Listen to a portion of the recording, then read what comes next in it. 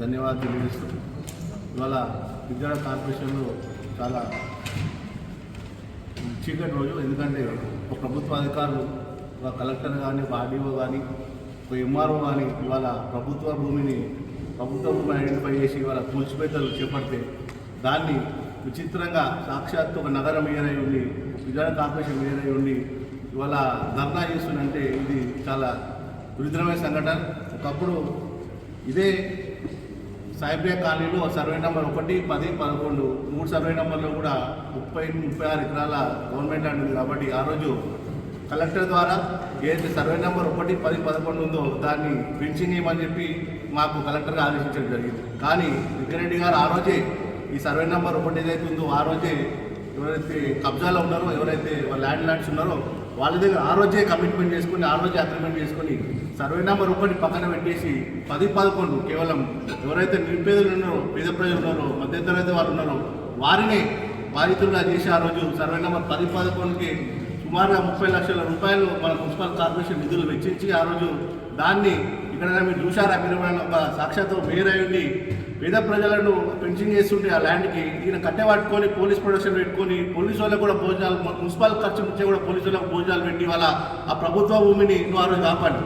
ఖచ్చితంగా చెప్తే ప్రభుత్వ భూమా కాదా అనేది గవర్నమెంట్ ఐడెంటిఫై చేస్తుంది. కానీ ఆ రోజు అందరూ కూడా ఫిజికల్ పొజిషన్లో ఈరోజు నువ్వు చెప్తున్నావు ఇవాళ ఎల్ఆర్ఎస్ కట్టిరు, పర్మిషన్లు ఉన్నాయి, అన్నీ ఉన్నాయి అని చెప్తున్నావు. ఇవాళ ఆ రోజు ఆ సాయిప్రియ కాలనీలో పర్మిషన్ లేవా? ఆ రోజు వాళ్ళకి ఎల్ఆర్ఎస్ లేదా? ఆ రోజు వాళ్ళు ఇల్లు కట్టుకోలేదా?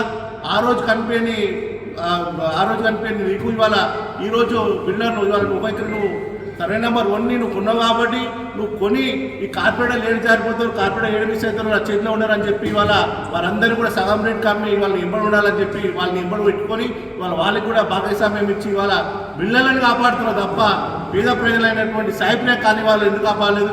ఇవాళ నువ్వు సాయిప్రియ ఇవాళ 1 సర్వే నెంబర్లో ఇవాళ రెవెన్యూ అధికారులు వచ్చి కూల్చివేస్తుంటే నువ్వు 5 గంటలకే వచ్చి కార్లు అడ్డం పెట్టి, మున్సిపల్ ట్రాక్టర్లు అడ్డం పెట్టి, మున్సిపల్ జేసీబీలు అడ్డం పెట్టి ఇవాళ నువ్వే ధర్నా చేస్తున్నావు. ఇవాళ మరి ఆ రోజు సాయిప్రియ కాలనీలో ఇవాళ ఆ రోజు పోలీస్ ప్రొడక్షన్ వచ్చినప్పుడు నువ్వు ఎక్కడ పోయినవారు? ఆ రోజు ఎడవనుకునేవారు అంటే నీ సొంతం ఉన్నావు కాబట్టి స్వార్థానికి వాళ్ళని వచ్చి వాళ్ళ ధర్నా చేస్తున్నావు. కానీ ఆ రోజు మాత్రం పేద ప్రజలు మాత్రం కనిపించలేదు. నేను ఒకటి మాత్రం క్లియర్ చెప్తున్నా, ఆ రోజు ఏదైతే నువ్వు 1 సర్వే నెంబర్లో నువ్వు 6 ఎకరాలు ఉన్నావో అదే సర్వే నెంబర్ ఇలా ఏదైతే నిరుపేదలైనటువంటి సర్వే నెంబర్ 10, 11ని ఫెన్సింగ్ చేసిరో ఆ సర్వే నెంబర్ ప్రభుత్వ భూమి అని చెప్పి ఆ రోజు ఐడెంటిఫై చేసి ఫెన్సింగ్ చేసిరో దానిని ప్రభుత్వం దృష్టి తీసుకొచ్చి నువ్వు 118 జీవో తీసుకొచ్చావు. దాని మీద నువ్వు 118 జీవో ఇచ్చిన ఖచ్చితంగా దాన్ని స్వాగతిస్తున్నాం. పేద ప్రజలు కాబట్టి వారికి న్యాయం జరగాలి, వారందరికీ కూడా వాళ్ళ ప్లాట్ వారు రావాలని చెప్పి అందరూ కార్పొరేటర్లు అందరూ కూడా మనస్ఫూర్తిగా కోరుకుంటాం. కానీ ఆ రోజు 118 సర్వే జీవోలో నువ్వు సత్యనారాయణపురం కాలనీ ఎందుకు యాడ్ చేసావు? సత్యనారాయణపురం కాలనీ యాడ్ చేయాల్సిన అవసరం నీకేమొచ్చింది? సత్యనారాయణపురం కాలనీలో గవర్నమెంట్ ల్యాండ్ ఉందా? కేవలం నీ స్వార్థానికి ఏదైతే సర్వే నెంబర్ 1 నువ్వు ఉన్నావో సత్యనారాయణపురం కాలనీలో దాన్ని కూడా 118 జీవోలు రెగ్యులరైజ్ చేసుకోనికి ఆ రోజు నువ్వు కేటీఆర్ని, కేసీఆర్ని మంచిగా చేసుకొని వాళ్ళకి ఏమి ఇచ్చినావు? లంచాలు ఇచ్చినావా? మంచి చేసినావా? చెడు చేసినావా? ఇవాళ ఈ సత్యనారాయణపురం కాలనీ కూడా రాత్రి సత్యనారాయణపురం కాలనీ 118 జీవోలు యాడ్ చేసినావు. ఇవాళ ఖచ్చితంగా చెప్తున్నా వెంకటరెడ్డి వాళ్ళ సుధీర్ రెడ్డి గారు ఇవాళ వెంకటరెడ్డి ఎందుకు ప్రపోజిస్తున్నా అంటే నీకైనా చాలా గొప్ప వ్యక్తి, పెద్ద వ్యక్తి, ఒక మాజీ ఎమ్మెల్యే, ఒక మాజీ ఎంపీపీ, ఒక మాజీ హెచ్ఎండిఏ చైర్మన్, మాజీ వైస్ ఎంపీపీ, మాజీ మార్కెట్ కమిటీ చైర్మన్ అయినటువంటి సుధీర్ రెడ్డి అని అంత పెద్ద మనిషిని పట్టుకొని ఇవాళ నువ్వు సుధీర్ రెడ్డి ప్రపోజిస్తావా? మాకు తెలియదా రాజకీయాలు? మేము వార్డు మెంబర్గా, ఎంపీటీసీ, కార్పొరేటర్గా మా రాజకీయాలు నీ రాజకీయం ఎంత? కేవలం ఒక వార్డు మెంబర్ కూడా గెలవనే స్థాయి నిన్ను ఇవాళ సుధీరన్న గారు ఇవాళ నిన్ను వేరు చేసి ఇవాళ రాజకీయంగా నేను ఎవరైతే లిఫ్ట్ ఇచ్చినా, ఎవరైతే నేను లేపినా ఇవాళ బట్టలు ఇస్తావు. నీకు బట్టలు ఇప్పే దమ్ముందా? బయటికి రా. ఇవాళ మేము కార్పొరేటర్లు కాదు, ప్రజలే నీ బట్టలు ఇస్తారు. అది ముందుకు రాబోతుంది కాబట్టి ఇవాళ నీ మాట్లాడడానికి సభాముఖంగా ఇవాళ ఏదైతే నువ్వు సుధీరన్న మీద ఏదైతే మాట్లాడినావో ఖచ్చితంగా దాన్ని విరమించుకోవాలి. లేని ఏడల కాంగ్రెస్ పార్టీ తరఫున పెద్ద ఎత్తున ధర్నాలను మేము చేపడతామని కూడా తెలియజేస్తున్నాను. ఇవాళ ముఖ్యంగా చెప్పాలంటే గతంలో మేమందరం కూడా 26 మంది కార్పొరేటర్లు కూడా బీఆర్ఎస్ పార్టీ చెందినవారు ఉన్నాం. కానీ ఆ రోజు ఈయన ఉన్నటువంటి స్వార్థం ఏదో ఈయన సొంత స్వార్థానికి పనిచేస్తున్నారని చెప్పి మేము కూడా గమనించలేకపోయినాం. ఎందుకంటే మొదట రాగానే వాస్తవానికి పిల్లల కార్పొరేషన్లో సమస్య, నీళ్ళ సమస్య ఉంది, వాటర్ సమస్య ఉంది, ట్యాంకర్లు తిరుగుతున్నారని చెప్పి ఆ రోజు మమ్మల్ని అందరినీ కూడా మీటింగ్ పెట్టి ట్యాంకర్లు తిరగొద్దు అంటే ట్యాంకర్లు కేవలం అపార్ట్మెంట్ వాసులే ట్యాంకర్లు తిరిగే పరిస్థితి ఉండేది. కానీ నిజంగా జనరల్గా కూడా వాటర్ సమస్య ఉంది కాబట్టి డే బై 10 3 డేస్కి వస్తారో 5 డేస్కి వస్తారో మన కార్పొరేషన్లో వాటర్ వస్తాయని చెప్పారు. అందరం కూడా ఆ రోజు వెంకరెడ్డి గారు ఎంబడే ఉన్నాం.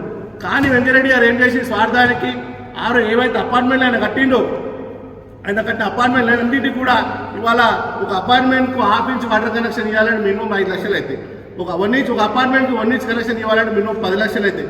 కానీ వెంకరెడ్డి గారు ఇవాళ ఏదైతే బిల్డర్ ఉన్నాడో ఆ బిల్డర్ పరంగా చూసి ఇవాళ అన్ని అపార్ట్మెంట్లకు కూడా 1 ఇంచ్ కనెక్షన్ ఇచ్చి రూపాయి రెవెన్యూ కూడా మన కార్పొరేషన్ రాకుండా చేసిన ఘనత ఇలా అనేది. ఏదైతే మనకు వచ్చే రెవెన్యూ ఉందో దాన్ని అన్నింటినీ కూడా ఆయన జోల్లో వేసుకొని ఇవాళ అపార్ట్మెంట్లకు నేను 1 ఇంచ్ ఇచ్చినా అని చెప్పి గొప్పదని చెప్పుకున్నాను. కానీ అక్కడ వచ్చే వాళ్ళ దగ్గర వచ్చే రెవెన్యూ ఏది, వాళ్ళ దగ్గర పైసలేదు. ప్రతి దాంట్లో ఈ విధంగా మంచినీటి విషయంలో కూడా ఇవాళ ఆయన అపార్ట్మెంట్లో 1 ఇంచ్ కనెక్షన్ ఇచ్చి లక్షల రూపాయల దోపిడీ చేసిన ఘనత కూడా మేయర్ వెంకరెడ్డి గారికి దక్కుతుందని సభాముఖంగా తెలియజేస్తున్నాను. అదేవిధంగా ముఖ్యంగా చెప్పాలంటే ఒక కోవిడ్ సెంటర్ అని పెట్టింది. ఆ తర్వాత కోవిడ్ సెంటర్ అయితే సుమారుగా ₹1 కోటి ఖర్చు పెట్టి ఒక కోవిడ్ సెంటర్ ఏర్పాటు చేసి ఆ కోవిడ్ సెంటర్లో ప్రోటీన్ ఫుడ్ పెట్టాలని చెప్పి దానికి ₹1 కోటి ఖర్చు పెట్టి ఇవాళ దాన్ని ఎవరు లాభపడరాబా? ఇవాళ మేయర్ జక్కా వెంకటరెడ్డి ఇష్టం వచ్చిన మాట్లాడుతూ ఆయనకు రాజకీయం భిక్ష పెట్టింది సుధిరెడ్డి గారు. ఆయన వయసు ఎంత జక్కా వెంకటరెడ్డి, అంతకు మించి ఎక్కువ పొలిటికల్ కెరియర్ అక్కడ సుధిరెడ్డి గారు. పారాషూట్గా తీసుకొచ్చి నీకు మేయర్ పదవి మీద కూర్చోబెట్టి ఇష్టం వచ్చినట్టు మాట్లాడుతున్నావు.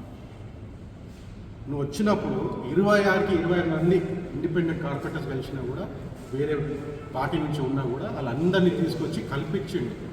టీఆర్ఎస్ పార్టీ 26 మందిలాగా చేసిండు, ఒక సైన్యం తయారు చేయించింది సుధిరెడ్డి గారు. ఆ రోజు నీకు బుద్ధి రాలేదా? ఆ రోజు నీకు అర్థం కాలేదా? ఆ రోజేమో కాలు నొక్కున్నావు.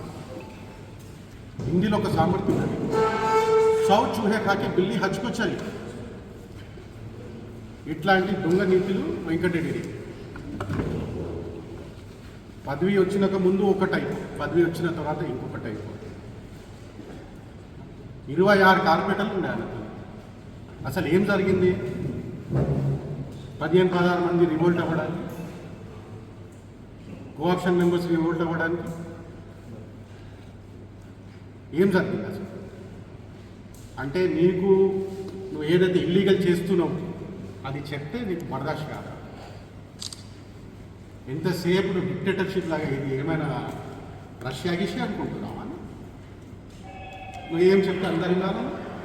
అందరు బొమ్మలా? ఎస్ అంటే నువ్వు అన్నారు, నువ్వు అంటే నువ్వు అనాలా? ఇలా నువ్వు మాట్లాడేసి అయిపోయావు. నీకు మేయర్ చేస్తే నువ్వు పిరిజాదిలో సగం అమ్మిషం. రేపు ఏదో పుస్తకని ఎమ్మెల్యే అయినా అనుకో, మేడ్చా మొత్తం స్వాహ, బరాబ్బర్ స్వాహ.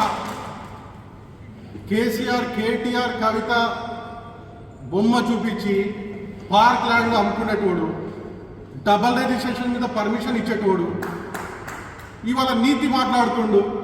అని నువ్వు చెప్పు రాదువై, నువ్వు సర్వే నెంబర్ 1 నువ్వు దండ చేసుకుంటున్నావు అని. చేసుకో. అంటే ప్రభుత్వ భూమి నీ సొమ్మ, నువ్వు దాని మీద పైసలు సంపాదించుకోవడానికి. 10-11 ఆ రోజు 3-4 ఇయర్స్ క్రితం 2022లో 21లో ఆ రోజు ఆ పేద ప్రజలు లేరా? ఆ రోజు గుర్తుకు రాలేదండి. ఆ రోజు అహంకారంలో ఉన్నావా నువ్వు? ఆ రోజు ఏమనుకున్నావు నువ్వు? ఇది కూడా మంచిగా డెవలప్మెంట్ చేద్దామా, బిజినెస్ చేద్దాం అనుకున్నావా? నువ్వు ఆ రోడ్ వేసుకున్నావు ఇక్కడ గోవిందగూడ కోసం, 30 ఎకరాల విల్లా ప్రాజెక్ట్ కోసం. ఇవాళ పిర్జాది కూడా రోడ్ 100 ఫీట్ చేస్తున్నావు, అది కూడా అదే ఉన్నది. ఇక్కడి వరకే వచ్చి ఆగిపోతున్నారు రోడ్, స్పాన్ జిల్లా వరకు, అంటే ఆయన ప్రాజెక్ట్ వరకు. నువ్వు ఎఫ్టీఎల్లో అదే రామ్దాస్ దగ్గర ఏదైతే భూమిలు కొన్నారు మీరు సర్వే నెంబర్ 1లో, అదే రామ్దాస్ భూమి నువ్వు ఎఫ్టీఎల్లో ఆడ పర్మిషన్ తీసుకున్నావు మేడ్పల్లి కాడ, అది ఎఫ్టీఎల్ భూమి కాదు. నీ దగ్గర ఎక్కడి నుంచి వచ్చినాయి అన్ని పైసలు? నువ్వు ఆడ 10 ఎకరాలు కొంటావు చెంగిచెర్ల కాడ మెయిన్ రోడ్ మీద, ఈడ 10-20 ఎకరాలు కొంటావు.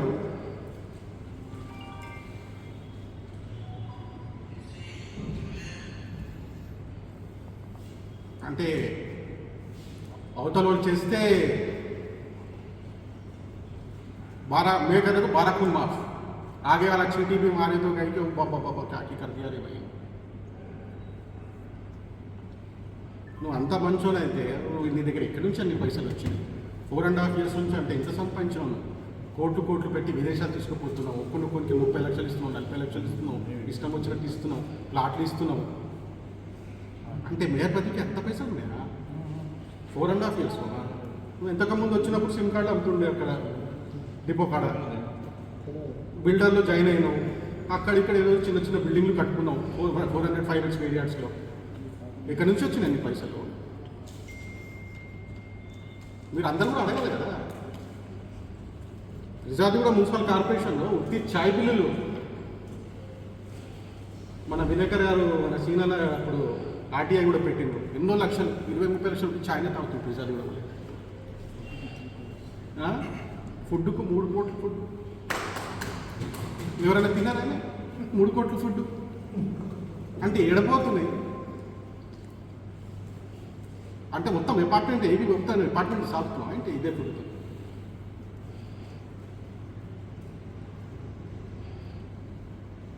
గోవా వెళ్తాం, కేరళకి వెళ్తాం.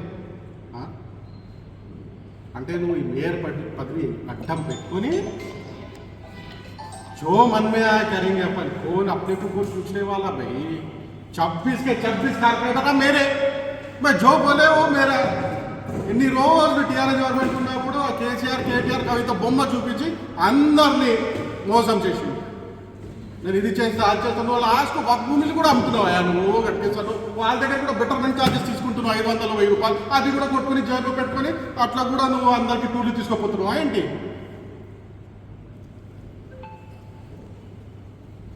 నువ్వు మేయర్ కాదు. నెక్స్ట్ టైము మా సుభాష్ అన్న చెప్పినట్టు నీ వార్డులోనే కొద్దిగా ఒక్కసారి ఒక 100 కోట్లైనా తీసుకురా. నువ్వు ఆయన్ని అనుకుంటావు, నేను చూస్తావు, ఆయన్ని చూస్తావు, అన్నీ కాదు. నువ్వు ఏ పార్టీ? నువ్వు స్థానిక ఎమ్మెల్యే మల్లారెడ్డి గారి కొడుకుని క్వశ్చన్ చేస్తున్నావు, పోటీలో తీసుకొస్తున్నావు. నెక్స్ట్ టైం నీతోనే నాకు పోటీ ఉంటుంది, నీ కొడుకుతోని మల్లారెడ్డి కొడుకుతోని పోటీ ఉంటారు. మళ్ళా మేము అందరం చెప్తున్నాము, ఖబర్దార్. ఈ ఫిర్జాదిగూడ ప్రజలు అందరు చూస్తున్నారు నీ ఇల్లీగల్ కన్స్ట్రక్షన్స్, నీ దోపిడీ, ఈ అన్నీ క్లోజ్ చేసుకుని రాజీనామా అంటున్నావు కదా.